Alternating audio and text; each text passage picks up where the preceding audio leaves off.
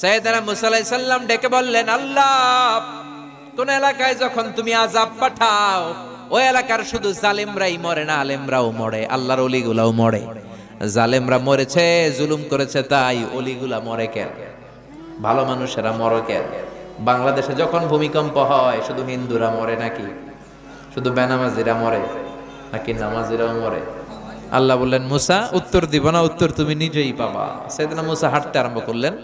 মরুভূমির মাঝখানে একটা গাছ, বিশ্রাম নেওয়ার জন্য বসলেন। হঠাৎ ঘুমিয়ে পড়লেন।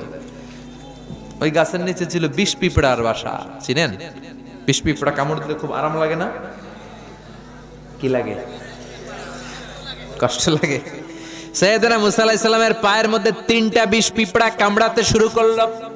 বিষ পিঁপড়ার কামড়ের ব্যথায় ঘুম ভেঙে গেল। রাগে গড়গড় করতে আরম্ভ করলেন। এই নবীর মেজাজ একটু নরম না গরম? বেশি না কম? ওইটা দেখে বিষ পিঁপড়ার বাসা, পায়ে 3টা কামড়াইতেছে। খরমের জুতা পরে বিষ পিঁপড়ার বাসা ভাঙা শুরু করলেন। একটা একটা পিঁপড়ারে পা দিয়ে পিষে পিষে মারতে শুরু করলেন। সব পিঁপড়া মারা শেষ, এবার ঠান্ডা হলেন, রাগ মিটাইছে। আল্লাহ ডেকে বলে, মুসা, তোমারে কামড় দিয়েছিল কয়টা পিঁপড়া? জোরে কোন কয়টা? সবগুলারে মারলা কেন? সব পিঁপড়া মারলা কেন? সব তো কামড়ায় নাই।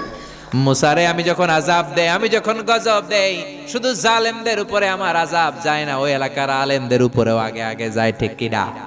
একা একা আলেম হইছো, জিকির করে তোমারে বড় আল্লাহর ওলি হইতে কইছে কে? এলাকার সবাইরে আল্লাহর ওলি বানাও নাই কেন? সমাজটারে সংস্কার করো নাই কেন? অন্যায়, অপরাধ, জুলুম, নিপীড়ন সমাজ থেকে দূর করো নাই কেন? চিল্লা এখন ঠিক কিনা? এই জন্য ছেলেরা শিখালেন, ও আমরু বিল মা'রুফ, ভালো কাজের আদেশ দাও, ওয়ানহা আনিল মুনকার, অন্যায় কাজের বাধা দাও। তারপরে বললেন, ওয়াসবির আলা মা আসাবাক, বিপদে ধৈর্য ধরো। ছেলেরা শিখাচ্ছেন, বাবা তুই যদি নামাজি হস, তুই যদি